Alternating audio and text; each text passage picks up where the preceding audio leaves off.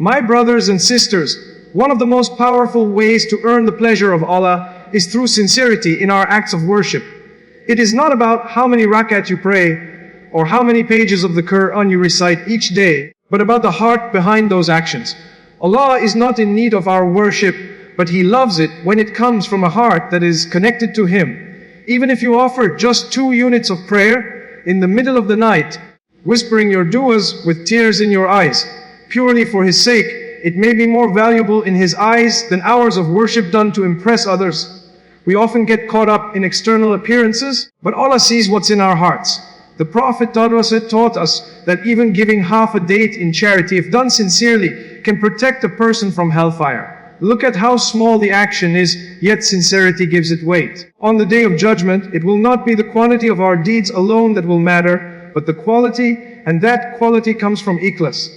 Every act, be it smiling at your brother, feeding an animal, or reciting a verse of Quran, should begin with the intention, "O Allah, I am doing this only for you." If you help someone, don't look back waiting for a thank you. If you teach someone, don't hope for praise. If you make dua, don't publicize it. These are the habits of those who want Allah's approval, not the approval of people.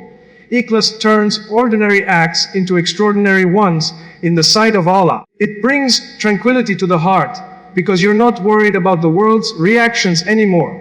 You're focused on the one who created you, the one who sees every hidden intention and every unspoken word. That is how you draw closer to Him, by doing everything with sincerity. One of the most comforting truths about our Deen is that Allah loves those who repent. Not just accepts them, but loves them. Imagine, despite all your mistakes, the moment you say, Astaghfirullah, with a heart that genuinely regrets and wishes to turn back, you become beloved to the one who created you. That is powerful. That is mercy beyond human understanding. We all slip. Some of us may have gone years away from Salah. Others may have done things they are too ashamed to mention. Yet Allah says in the Quran, "O my servants who have wronged themselves, do not despair of the mercy of Allah. Indeed, Allah forgives all sins." That verse alone should bring tears to our eyes. It is an invitation from the most merciful to come back to Him, no matter how far we've strayed. When you feel broken, when you've hit rock bottom, when you're sitting alone at night regretting your past, those are moments of immense spiritual opportunity.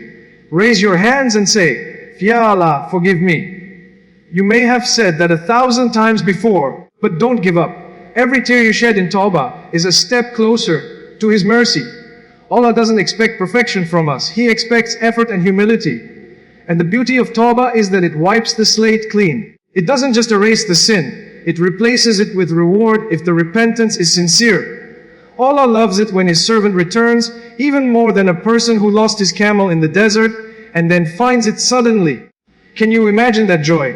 That's how much joy your sincere repentance brings to your Creator. Don't let Shaitan convince you that it's too late. As long as you are breathing, the door to Tawbah remains open. That is how you make Allah happy, with a heart that keeps coming back. Do you want to make Allah happy with you? Then be kind, be gentle, be someone who brings comfort to others. Islam is not just a religion of rituals, it is a way of life that revolves around compassion.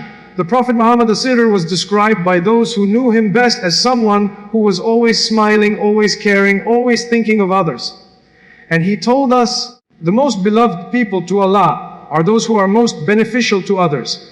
You may pray, fast, and give charity, but if your heart is harsh and your tongue hurts people, you are missing the essence of Islam. Kindness is a form of worship, and it brings the pleasure of Allah like nothing else.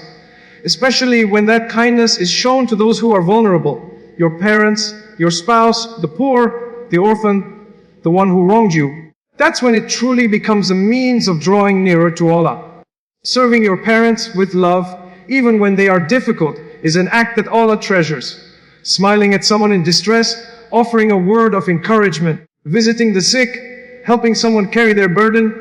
These are simple acts that can weigh heavily on your scale of good deeds. Sometimes, just listening to someone, validating their pain, or making dua for them in secret can be more beloved to Allah than hours of prayer. And remember, kindness is not just about grand gestures. It's in how you speak, how you look at others, how you treat the people who can do nothing for you in return. True kindness is when you expect nothing back from the creation but hope everything from the Creator. It is not weakness, it is a powerful way of living that brings light to your heart and peace to your soul. And when you live like that, seeking Allah's pleasure in how you deal with people, He will love you for it. It's easy to get motivated and do a lot for a short while, but the real challenge and the real sign of sincerity is consistency. The Prophet ﷺ told us that the most beloved deeds to Allah are the ones that are small, but done regularly. Even if you recite one verse of the Quran every day, but you never leave that habit, that is more pleasing to Allah than reading an entire juz once in a while, and then forgetting the Quran for weeks. Consistency shows that your worship is part of who you are. It's not a phase or a performance. It's your way of connecting with Allah every day. Whether it's 2 rakat before Fajr, a few minutes of dhikr after every prayer, or giving a small amount in charity every Friday, Allah sees those regular habits and loves them. They build your relationship with Him. They build your spiritual strength. Don't let the pressure to do big things stop you from doing something. If all you can do is say, Subhanallah, 10 times before sleeping, do that. If all you can give is a bottle of water in charity, give it. Don't wait for Ramadan to be close to Allah. Don't wait for the perfect moment or the perfect level of knowledge. Start with what you can and keep doing it. And when you fall, get back up. Missing a day doesn't mean the end. Life will always have ups and downs, but your commitment to Allah doesn't have to vanish with every dip. Keep going and keep asking Allah to make your heart firm. The consistent servant may not look impressive to people, but in the sight of Allah, they are beloved. Their name is written among those who are close to Him, because they never gave up on Him. There will be moments in life when things don't make sense. You lose your job. A loved one falls ill. Your du'as seem unanswered. In these moments, Shaitan tries to plant doubt in your heart. But this is when you show Allah that you trust Him. This is when your sabr, your patience, becomes a sign of your love for Him. Allah is pleased with the one who says, "Via Allah, I don't understand what's happening, but I trust you. I know you are with me." Tawakkul is not passive. It doesn't mean sitting back and doing nothing. It means you do your best and you leave the results to Allah. You apply for the job. You study for the exam. You seek the treatment. But you know deep in your heart that only Allah can bring benefit or prevent harm. That trust is powerful. It brings peace when the world is in chaos. It keeps your heart steady when everyone else is panicking. And sabr doesn't mean you don't feel pain. It means you don't let the pain push you away from Allah.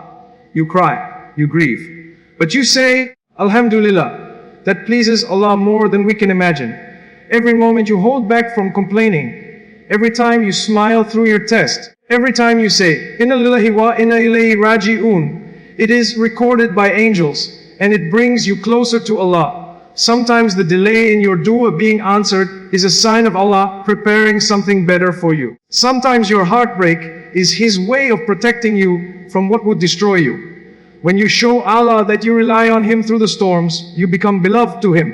He becomes your guardian, your protector, your provider, and there is no greater joy than knowing that the King of Kings is happy with you because you trusted Him when it was hardest to do so. My beloved brothers and sisters, at the end of the day, every one of us is seeking something deep inside: peace, purpose, love, acceptance. And the ultimate form of all of that is found in earning the pleasure of Allah. It's not about being perfect. It's about being sincere. It's about trying, falling, and getting back up again, turning to Allah with a heart that says, Ya Allah, I just want you to be pleased with me. If you worship Him with sincerity, if you seek His forgiveness with humility, if you treat His creation with kindness, if you hold on to your small good deeds with consistency, and if you trust Him through your hardships with patience, you will find that He is already closer to you than you ever imagined. That's when you'll feel His love, His mercy, and His blessings in ways that words can never describe. This life is short. Don't waste it chasing the approval of people. Chase the approval of the one who gave you life. Make your goal every day to make Allah happy with you, and you'll find that He will make your heart content, your path easy, and your end beautiful. May Allah make us all from among those whom He is pleased with. Ameen.